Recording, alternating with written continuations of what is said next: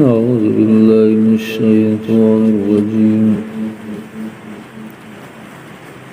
بسم الله الرحمن الرحيم.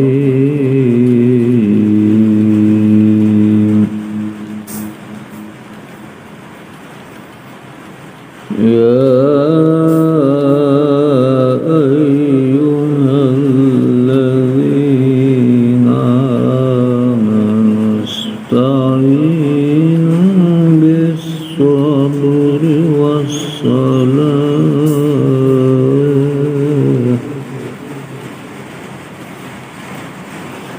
إن الله مع الصابرين.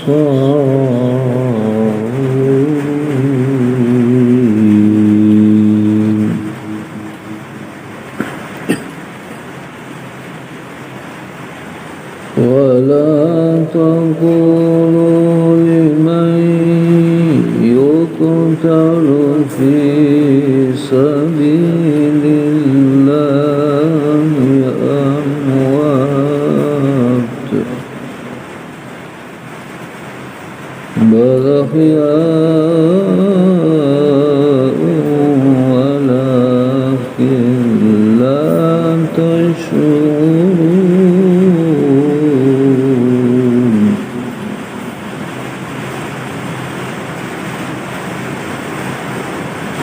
ولنبلونكم بشيء من الخوف والجوع ونقص من الأموال والأنفس والثمرات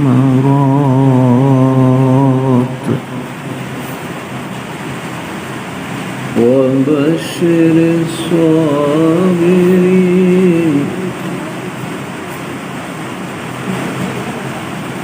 الذين إذا أصابتهم مصيبة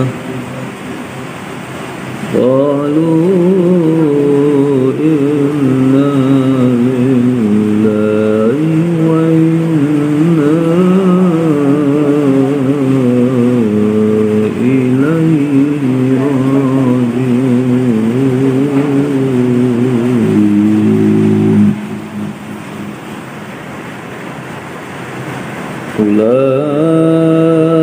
أولئك عليهم صلوات من ربهم ورحمة وأولئك